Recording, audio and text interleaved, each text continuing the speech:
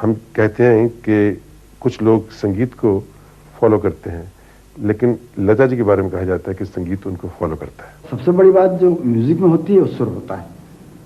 सुर नहीं तो कुछ भी नहीं। हम कहते हैं बेसुरा है, बेसुरी है, ये कहते हैं, तो वहाँ म्यूजिकल वैल्यू या म्यूजिक की वैल्यू खत्म हो जाती है, चाहे वो क्लासिकल हो, चाहे फिल्मी हो, चाहे गजल हो या भजन हो। तो वो सुरीली इतनी है कि उनकी टक्कर का सुरीला अभी तक तो मैंने सुना नहीं। I must say they are good singers, but none have been able to equal that refinement. And it is very difficult for anyone to compete with her because she is invested so heavily in every person who cares for music. There is such a lot in him of Lata Mangeshkar. You cannot time her voice, in the sense you cannot say that she sang this song at that period. You know, there are certain songs that have been sung by her which you can even hear today and enjoy. We are living with a legend now. तो ये कैसे हो गई तो वो वक्त ही बताएगा, वरना ये तो शुरू से तो नहीं मालूम था कि ऐसा क्यों है।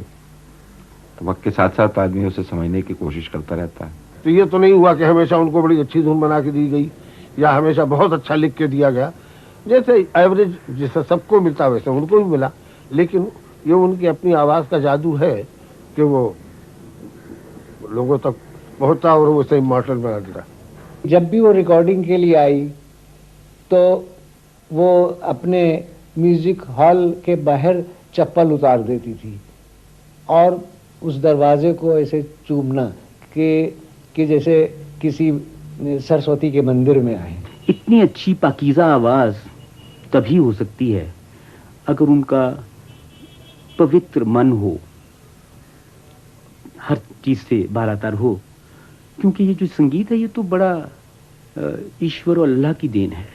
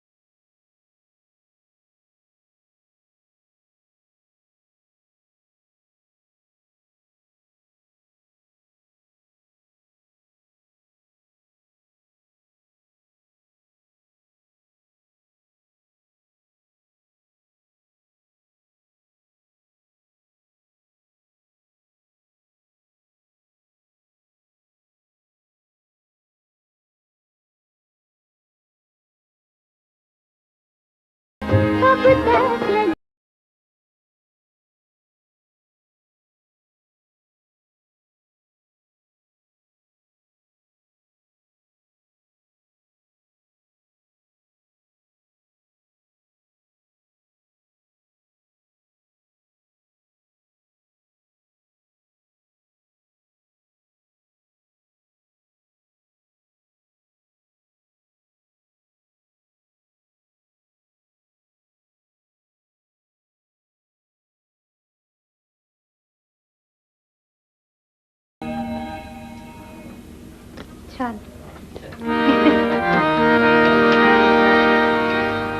प्लेबैक सिंगर के कोई माने नहीं थे उस वक्त, क्योंकि प्रोड्यूसर ये समझते थे कि इनको बुलाया, पैसे दे दिए और वो गए गा के, बस बात ख़त्म हो गई।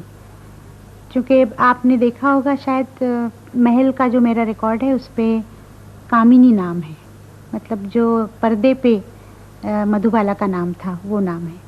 तो बाद में मुझे थोड़ा सा ये महसूस हुआ, और सबसे पहले बरसात में हम लोगों के नाम पर्दे पे भी आए और रिकॉर्ड पे भी आए, और उसके लिए मुझे थोड़ा सा लड़ना पड़ा कि भैया हमारा नाम क्यों नहीं है इसके ऊपर। और जब महल का मेरा गाना चला तो मुझे अभी तक याद है कि रेडियो पे हज़ारों लेटर्स आए थे, फरमाइश कि ये गाना बजाया जाए, और फिर उसको पूछा गया था कि ये गाना किसने गाया है, उसका नाम हमें बताया जाए। तो HMV में फिर लोगों ने फ़ोन किया, रेडियो वाले ने फ़ोन करके कहा कि भाई ऐसे ऐसे हमारे पास आया है। फिर उन्होंने कहा कि ये लता मंगेशकर का गाना है, और वो रेडियो पे अनाउंस किया गया था कि ये लता मंगेशकर ने गाया है। पूरे हिंदुस्तान में, पूरे भारत में, और जहाँ जहाँ भी हिंदुस्तानी गाने सुने जाते हैं तो वो पूरा जादू सा एक क्रिएट हो गया, मैजिक क्रिएट हो गया।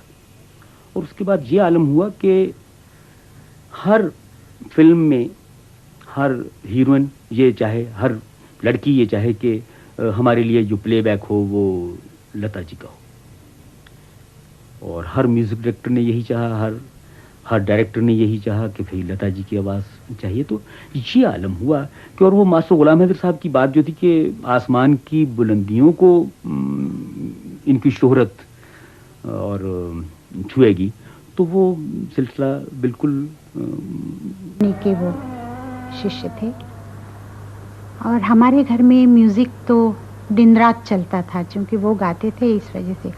तो एक दिन क्या हुआ कि मेरे पिताजी किसी को सिखा रहे थे गाना, और वो उठ के चले गए बाहर, और वो लड़का गा रहा था। तो मैं खेल रही थी बाहर, तो मुझे ऐसा लगा कि ये कुछ ठीक नहीं गा रहा है, इसलिए मैं अंदर गई और मैंने कहा ये ऐसा नहीं ऐसा है, गा के मैंने बताया। तो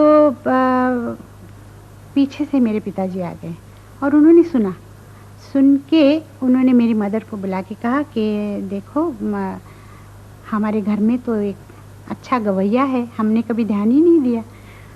तो मुझे दूसरे दिन उन्होंने उठाया और सुबह 6 बजे कहा कि तानपुरा लो और गाने के लिए बैठो, और वो दिन था जो मैंने उनसे गाना सीखना शुरू किया। और जब मैं सीखती थी तो मेरा ख्याल में शायद 5 साल की थी। उस्ताद तो कुल के 2 हुए हैं, एक अमान अली खान साहब और दूसरे यानी फाइनल अमानत खां। वैसी मुलाकातों में उन्होंने कई मरतबा लता भाई का जिक्र किया कि सज्जा साहब एक लड़की मेरी शागिर्द है, इस कदर अल्लाह पाक की इसको देन है, और इस कदर इंटेलिजेंट है, और इस कदर म्यूज़िकल काइंड ऑफ जीनियस कि जो मुश्किलात में उसको गले में मैंने रिहर्सल देता हूँ, उसकी रिहर्सल देता हूँ, वो गले से फ़ौरन अदा करती है। तो मैं दूसरी मुश्किलात रात को सोचता हूँ, फिर उनको सिखाता हूँ, तो उसको भी वो फ़ौरन कह देती हैं। तो मैं इतना परेशान हूँ कि मैं या अल्लाह में कौन सी ऐसी बात कहूँ, ऐसी बात उनकी फरमाइश उनसे करूँ कि देखो ये सरगम कहो, या इस तरह से ये तान कहो, या देखिए इस मुर्की को, या इस अंदाज से इस बात को अदा करो, तो वो कह देती।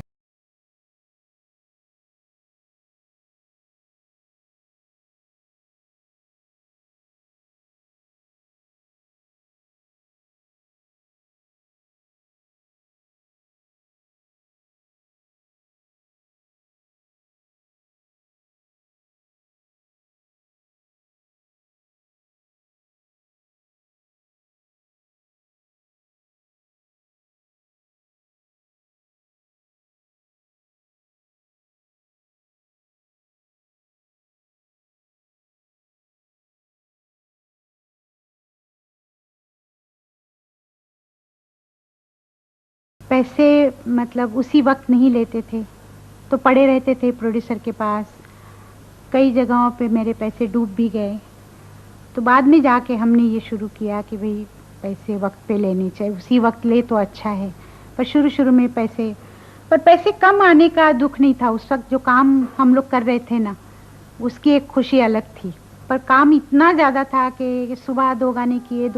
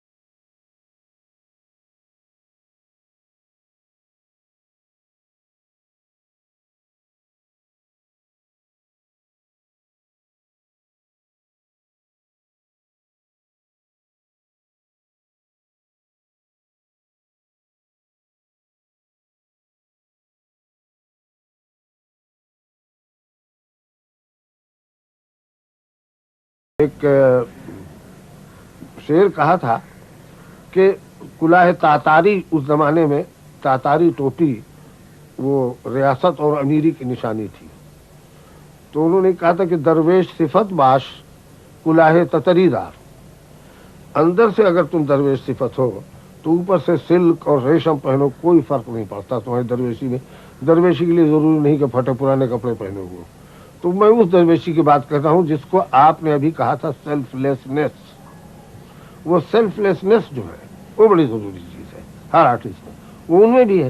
दूसरा जो वो कहते हैं तो उसमें वो बिलीव इन लगता है, उसमें प्रिटेंशन कहीं नहीं है, जो उनकी अपनी शख्सियत का हिस्सा है। जिंदगी में भी कहीं कोई प्रिटेंशन नहीं है, जो हैं वैसे ही हैं।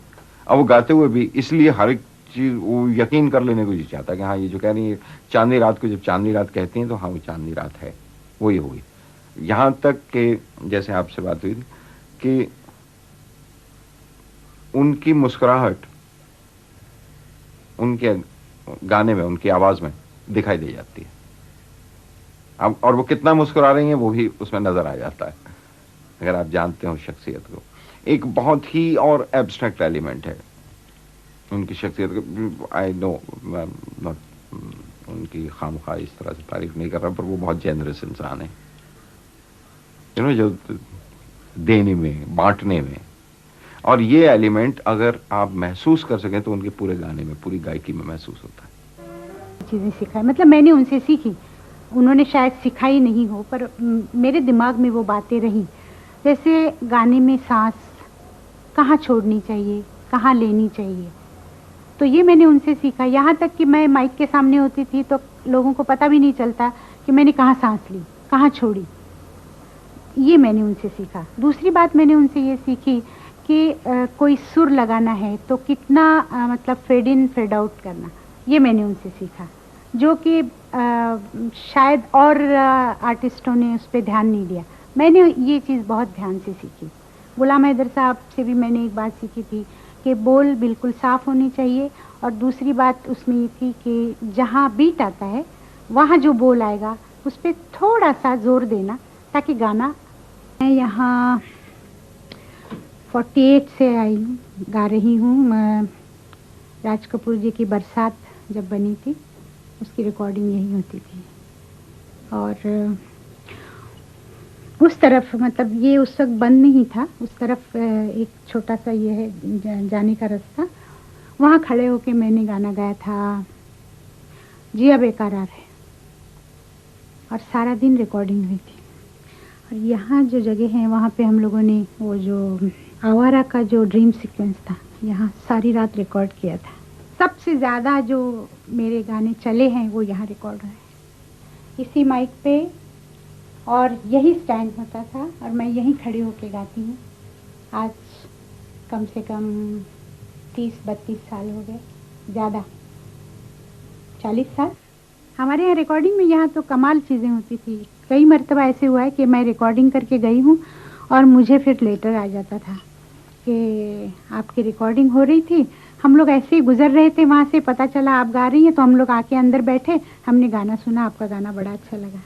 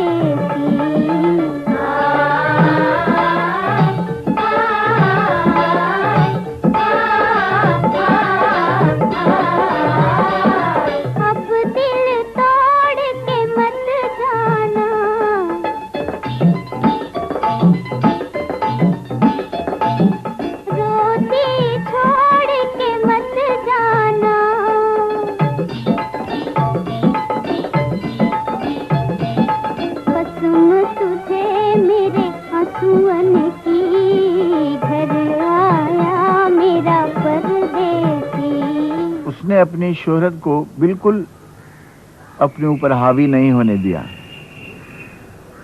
ये भी परिंदों की आवाज बिल्कुल लता की आवाज की जैसी। तो उससे उसका आर्टिस्ट जो है वो जो गाना जो है उसका वो महफूज रह गया। And she is been able to contain herself. She is a very self contained person. Sometimes ऐसा हो सकता है कि she may give the image of being a complexed person. कि कॉम्प्लेक्स है उसमें, कॉम्प्लेक्स नहीं है। वो अपने आप को महफूज रखना चाहती है, दूसरी चीज़ों को अपने नज़दीक आने देना नहीं चाहती। This solitude is a very essential part of all artist. कई ऐसे मुझे लेटर्स आते हैं जिसमें लिखा हुआ होता है कि हम आपको देखना चाहते हैं, आपकी आवाज़ सुनते हैं, आपको सिर्फ आपके पाँव छूना चाहते हैं, या और भी कुछ। तो आज तक जो मुझे मिला ये प्यार, ये बहुत बड़ी बात है। किसी ने ये नहीं कहा कि आपका गाना सुन के हमको मन करता है कि आपको एक लाठी मारें, ऐसा किसी ने नहीं कहा। पर ये ज़रूर होता है कि लोगों का प्यार मिलना, और इंसान की ज़िंदगी में यही, क्योंकि एक तो क्लासिकल म्यूज़िक का ज़्यादा ये था घर में, और मेरे पिताजी बड़े कंजर्वेटिव थे। हमारे कपड़े या पाउडर नहीं लगाना, या मतलब मेकअप नहीं करना, इधर नहीं जाना उधर नहीं जाना, ये बहुत उनमें था। और उस मतलब वो वक्त भी ऐसा ही था ना, आज से 60-70 साल पहले, मतलब जो भी लोग रहते थे वैसे। और हमारे घर में मतलब मेरी माँ भी वो 9 गज साड़ी पहनती थी, और घर में मतलब बड़ा ही पुराना ये था, ढंग था सब।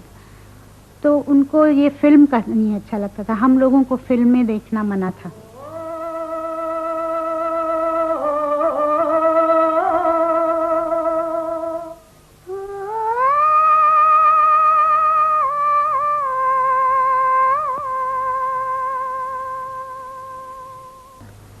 भाई हृदयनाथ मेरा।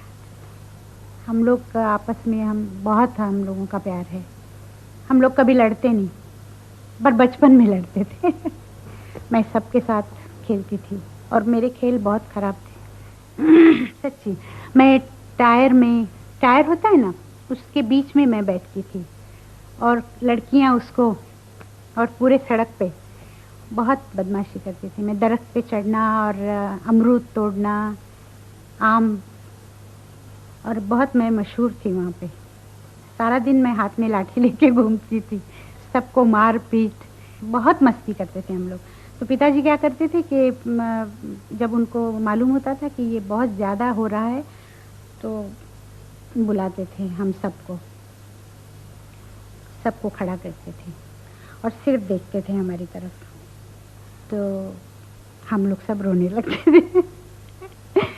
तो मुझे पूछते थे, समझ गई मैंने क्यों बुलाया था? हम लोग कहते थे हाँ समझ गए, अच्छा जाओ अब। बस इतना हमारे लिए था। मार तो पड़ी है माँ से, बहुत मारती थी पकड़ के। और उसके हाथ में ना काफ़ी सोने के सब ये होती थे, कंगन और ये सब हमारे जो मराठी लोग पहनते हैं ना, पाटली और गोट और ऐसे बहुत भारी भारी होता है। तो वो जब यूं आके पीठ पे पड़ता था ना तो मैं तो यूं बैठ जाती थी। शोला जो भड़के दिल मेरा धड़के, शोला जो भड़के दिल मेरा धड़के, दर्द जवानी का सताए बढ़ बढ़ के। शोला जो भड़के दिल मेरा धड़के, शोला जो भड़के दिल मेरा धड़के, दर्द जवानी का सताए बढ़ बढ़ के।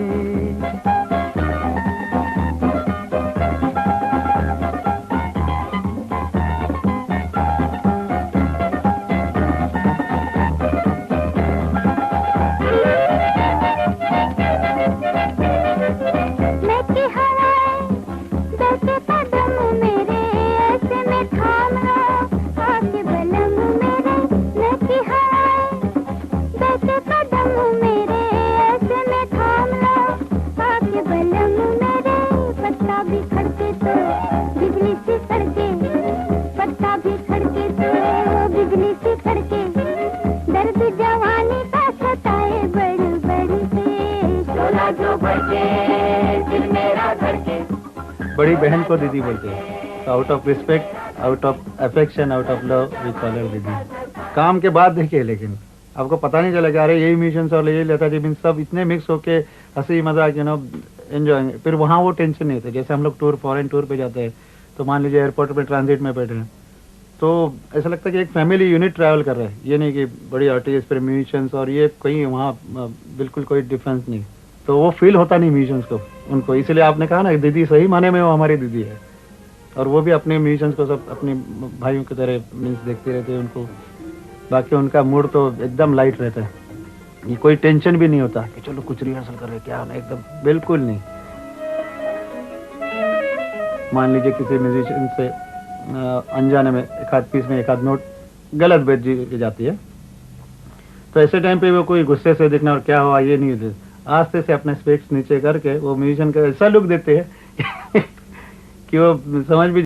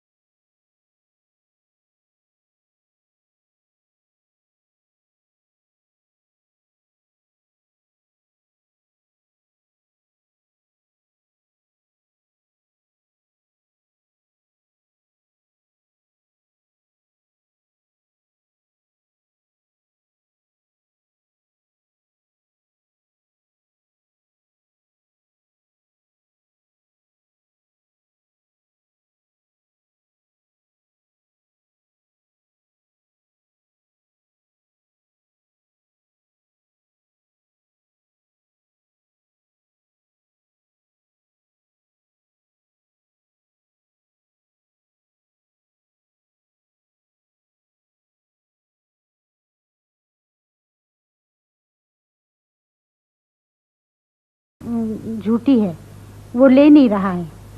तो मैं जानती थी उस दुकानदार को, उसका नाम चिलिया था। तो मैंने कहा ला, मैं लाती हूँ, और मैं भागी।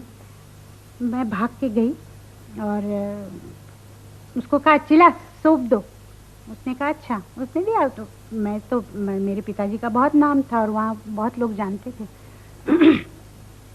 तो मैंने कहा देख ये पैसे डाल रही हूँ। उसकी पेटी में मैंने पैसे डाल दिए, तो वो झूठे थे। तो डाल के और मैं साबुन लेके घर आई। मैंने कहा देख मैं लेके आई। तो मेरे पिताजी ने सुना। मैंने कैसे लेके आई तुम? तो मैं चुप हो गई। तो मेरी माँ ने कहा बता कैसे लेके आई? मैंने कहा वो मैं डाल के आई वहाँ पैसे। कहने झूठे थे? हाँ। अच्छा। कहने ये दो आने ले जा और उसकी माफ़ी मांग और ये पैसे उसको दे के आ। तो फिर तो ख़त्म हो गया किस्सा। मैंने तो बैठ के रोना शुरू किया। मैंने कहा मैं तो नहीं जाऊंगी, अब इतना बड़ा ये करके आई हूँ मैं तूफान, और अब जाके मैं माफ़ी मांगू। मैं कहा मैं तो नहीं जाने वाली हूँ। मेरे पिताजी ने कहा नहीं तुमको जानती के बाद मेरे ख्याल से 1 महीने के अंदर फिर मैंने नौकरी की। और सबसे पहले मैंने नवयुग में, फिर तो फिल्म के सिवा कोई और चारा नहीं था। वहाँ मैंने 3 महीने का मेरा कॉन्ट्रैक्ट था। फिल्म में काम किया, छोटा सा रोल था। मुझे अच्छा नहीं लगा।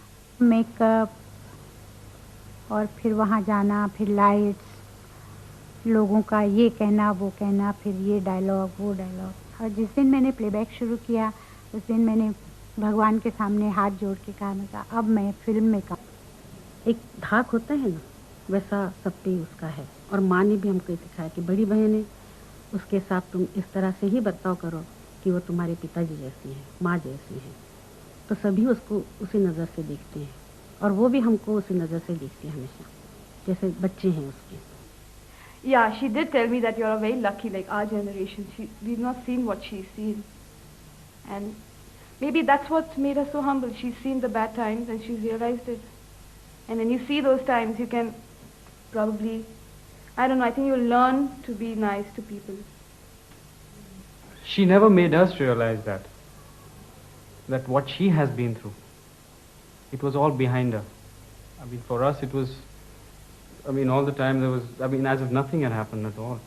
We were just going on with her as a normal family member, just another, like my mother. She was like that. She is like that. Does she go on singing in the house? The teachers used to ask us, like, when you'll go on tours, what does she do? And does she do a lot of shopping? And, you know, various types of questions. And they always ask you that if your child is born or something, does she sing a lullaby to that kid? You know, that way. No. She's got an open hand, you know, I mean, she's always giving away things, never taking anything, and she believes in God, absolutely. You know, she'll sit in front of the temple every day, and every religious festival, whatever it is, she'll worship and, you know.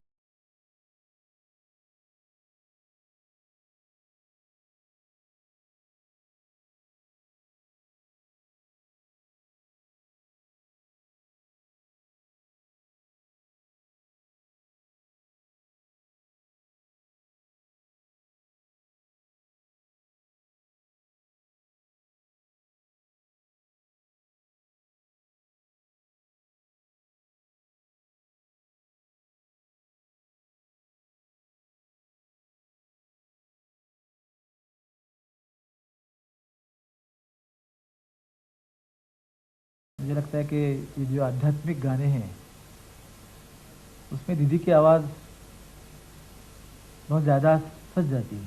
उसका एक बहुत कारण ये है कि उसका जो अपना व्यक्तिमत्व है वो बहुत सादा है और संतों के शब्द बड़े साहित्यिक मूल्य नहीं रखते हैं, बल्कि वो बड़े सादे होते हैं।